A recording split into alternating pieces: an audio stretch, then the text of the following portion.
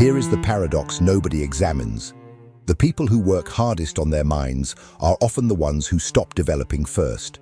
They read the books, track the habits, repeat the same effortful routines for years, and somehow end up with a mind that is disciplined but not fundamentally stronger than it was 5 years ago. Look closer, and the pattern holds. The person who rereads what they already understand, drills what they've already mastered, surrounds themselves only with people who think exactly as they do. That person is working, visibly, constantly, and going nowhere. Meanwhile, someone doing far less structured effort, but doing it in the right place, ends up making decisions, spotting openings, and producing outcomes that look almost unfair by comparison.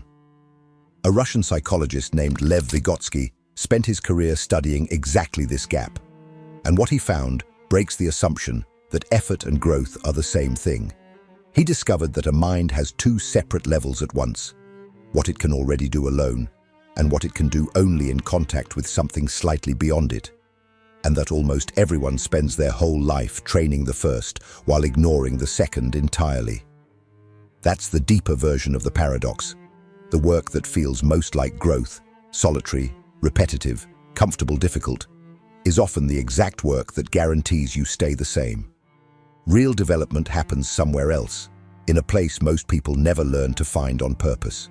This is how you develop a mind so strong that reality obeys it.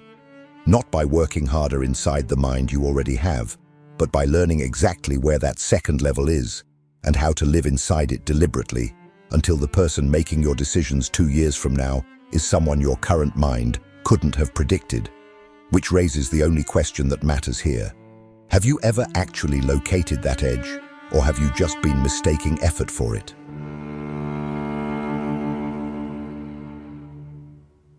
Give a psychologist 10 minutes with you, and they can produce a single number, your current level, what you can solve alone, without help, without a nudge in the right direction. Most people spend their entire lives treating that number as the truth about their mind. Final, stable, the whole story. Vygotsky ran a study that broke that assumption in half. He took 2 children who tested at the exact same mental age, 8 years old by every standard measure. Identical scores. Then he did something almost nobody in his field had thought to do. He gave both children a little help. A leading question here, a partial demonstration there, a chance to solve the next problem alongside someone slightly ahead of them. One child, given that help, could now handle problems built for a 12-year-old. The other could barely stretch to 9. Same starting number. Completely different minds. Vygotsky called the gap between those 2 children's ceilings the zone of proximal development. The distance between what you can do alone and what you can do with the right kind of contact. And his claim was more radical than it sounds. That second number, not the first, is what actually predicts who you become. The first number tells you where you've already been. The second tells you where you're already heading, whether you know it or not. This is where most people misjudge their own minds entirely. They measure themselves only by what they can produce solo, in isolation, under no outside pressure. And they mistake that ceiling for their capacity. It isn't. It's just the most recent flaw. Here is the practical shift, and it starts today. Stop asking, "What can I do on my own right now?" as if that question settles anything. Start asking a second, more revealing question. Where, specifically, does my thinking sharpen the moment someone slightly further along is in the room? Not generally smarter, not intimidatingly advanced, just slightly ahead, in one specific domain. That's the edge you're looking for, and it's almost never where people expect. It shows up in the conversation, where you suddenly articulate an idea you couldn't have formed alone. In the meeting, where a harder question gets asked, and to your own surprise, you can follow it. In the problem you couldn't crack last week, that cracks open the moment someone walks you halfway through it. Map that. Not your comfort zone, your contact zone. The places where assistance turns into capability, however briefly. That map is a more accurate picture of your mind than any test you've ever taken alone. But locating that edge is only step one. Most people who do find it make the opposite mistake. They retreat from it the moment it gets uncomfortable, back into the territory they've already conquered, which is where the real danger sits, because the terrain that feels the safest to stay in is exactly the terrain guaranteed to keep you exactly who you are. If this content is making sense to you, click the subscribe button and subscribe to the channel. Thank you for your support.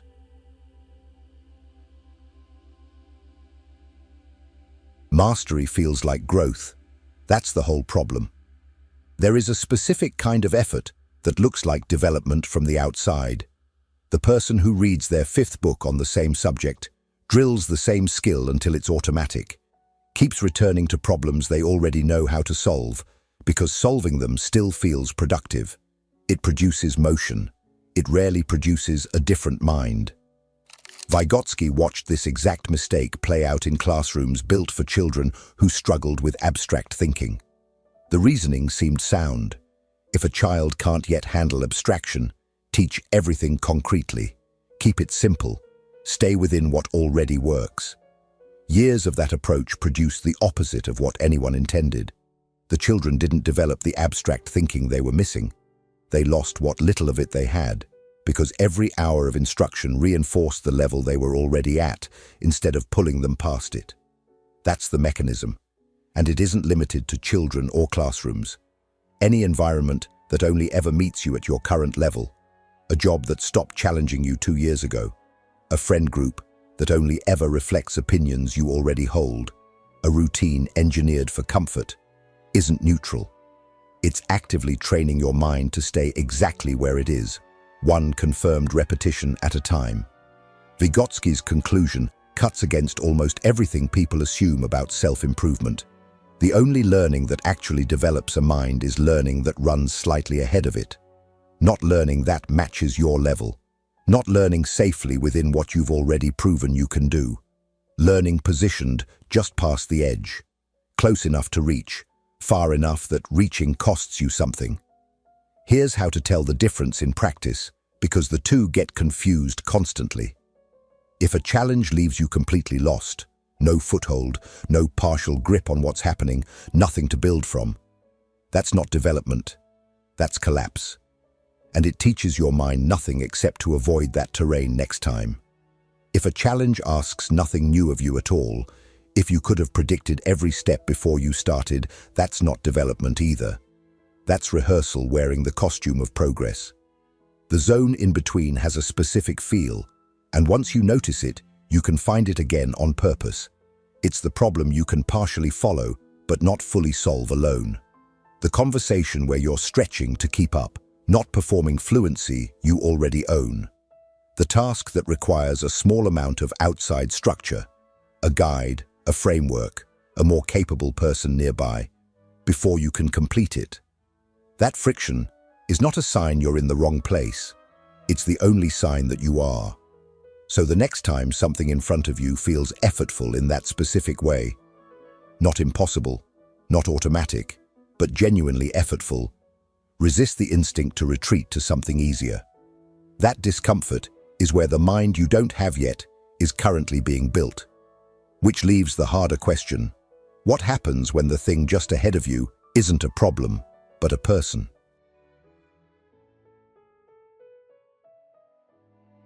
For most of the 20th century, psychologists treated imitation as a kind of cheating. If a child solved a problem because someone showed them how, that didn't count as real ability. Only what they could produce completely alone was taken as evidence of their mind. Vygotsky thought that assumption was not just wrong, but backwards. His argument was precise.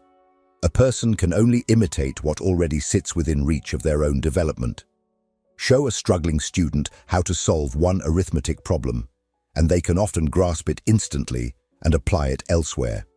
Show that same student a solution in advanced calculus, and no number of repetitions will make it click, not because they weren't paying attention, but because there's nothing in them yet for that demonstration to attach to. Imitation isn't mimicry. It's a signal. It tells you, with real precision, where the outer edge of your own capability actually is. Then Vygotsky pointed to something stranger. Researchers studying primates had run the same test on chimpanzees, watching to see whether they could learn tool use by observing others. The animals could imitate, but only actions already inside what they could physically manage on their own. Show them anything past that, and no amount of repetition moved them forward. Not because they lacked patience, but because they lacked something Vygotsky considered uniquely human, a zone of proximal development at all. A primate can be trained. It cannot be developed. There is no space in it for contact with something more advanced to become something newly its own. That capacity, the ability to stand near a more advanced mind and actually absorb structure from it, not just information, is not a minor human feature. It is arguably the feature. And most people spend it recklessly, or not at all. Here's where the mistake usually happens. People treat contact with someone more capable as a mirror instead of a mechanism, something to measure themselves against, feel small beside, and quietly avoid. That instinct throws away exactly the resource Vygotsky is describing.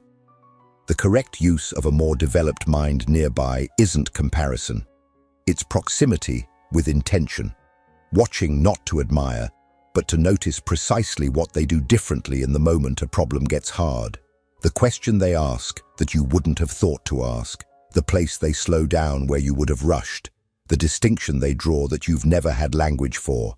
Practically, this means choosing at least one relationship, one mentor, one room you sit in regularly, specifically because someone there operates slightly beyond your current edge in something that matters to you. Not miles beyond it, not in a way that produces only intimidation, but close enough that their reasoning is still visible to you if you pay attention. Then do the thing most people skip. After the contact, not during it, try to reconstruct their move yourself.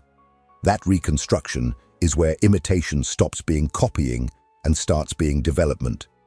Choose that room carelessly or avoid it altogether, and something else fills the vacuum. Not silence, but the wrong kind of company entirely. If what you're hearing resonates with you, you'll find real value in my ebooks. Beyond the Shadow breaks down Jung's core ideas, while Dialogues with the Unconscious gives you a 30-day path to apply them in your life.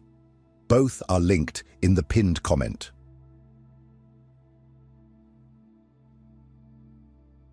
There is a claim buried in Vygotsky's work that quietly rewrites what a mind actually is. He argued that every higher mental function you have, memory, attention, reasoning, self-control, didn't originate inside your head at all. It originated between you and someone else, out loud, in the open, long before it became something you could do alone. Watch a small child before they can speak. They reach for something out of grasp, and the movement means nothing on its own, until a parent responds to it as if it were a request. Only after being treated as meaningful does that gesture become one. The child isn't born knowing how to point.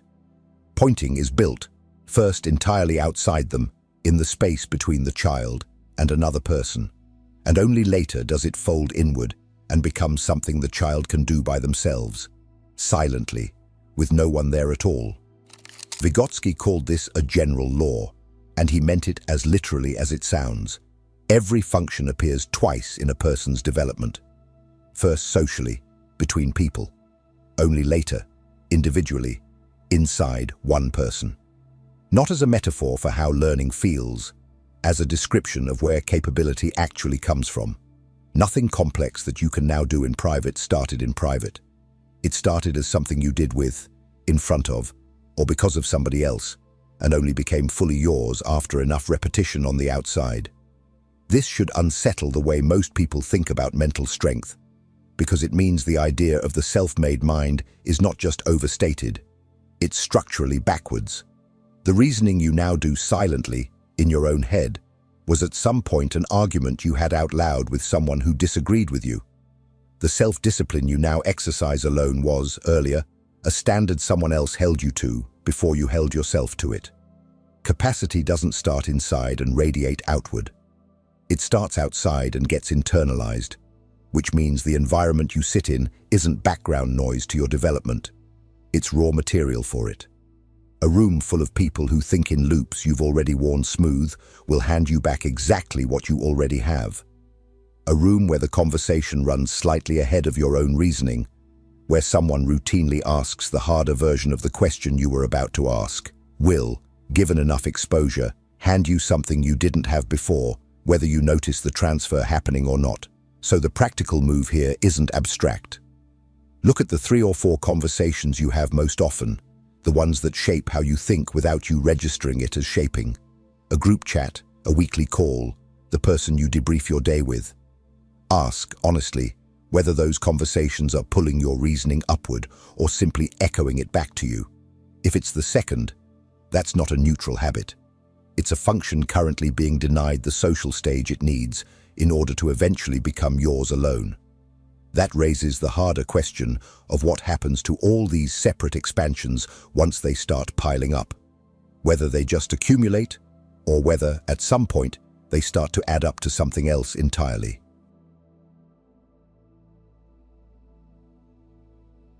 Here's what almost nobody tracks about their own development. The zone of proximal development doesn't stay in the same place once you've spent time in it. What required help yesterday becomes something you can do alone today. And that shift isn't occasional, it's the mechanism itself. Vygotsky was specific about this. What a mind can only do with assistance now becomes, given the right repetition, exactly what it can do independently later. The zone isn't a fixed location you visit. It's a threshold that keeps moving forward, carrying your baseline with it. This is easy to miss because it doesn't feel like progress while it's happening. There's no single moment where a stretch becomes a skill. The problem that needed a nudge last month gets solved alone this month, almost without noticing the transition. And because there was no dramatic before and after, most people never credit the process at all. They just quietly start solving harder problems and assume they were always capable of it. There's a second layer to this that Vygotsky traced through how children eventually reason like scientists. He noticed 2 very different kinds of concepts developing at once in a growing mind. The loose, experience-based understanding a child builds just from living in the world, and the structured, deliberately taught understanding that comes from encountering ideas more organized than anything they'd construct on their own. The 2 don't stay separate. The structured concepts reach downward and reorganize the loose ones. The lived concepts reach upward and give the structured ones weight and texture they wouldn't have on their own. Complexity doesn't just get added to a mind. It restructures what was already there. That's the real answer to what happens when these expansions pile up. They don't sit next to each other like items on a list. Each one changes the shape of what comes next. The vocabulary you absorbed from a person slightly ahead of you becomes the frame you now use to notice things you couldn't have named before. The reasoning you borrowed under pressure last year becomes the reasoning you reach for automatically now, in situations that have nothing to do with where you first learned it. A mind that has moved through several of these expansions isn't the same mind with more content loaded into it.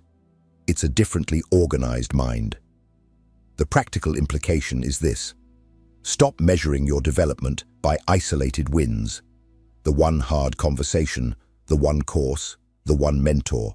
Start tracking direction instead. Once a month, ask a narrower, more honest question than "Have I grown?" What could I do with help 6 months ago that I now do without thinking about it at all? If you can name something specific, that's not a minor data point. That's proof the threshold moved, and moved permanently. Do this consistently, and something strange starts to happen to the person doing it. Not a better version of the same mind. A mind operating on a different architecture than the one that started this process, making decisions the earlier version of that mind wouldn't have had access to yet, which is, finally, the whole point.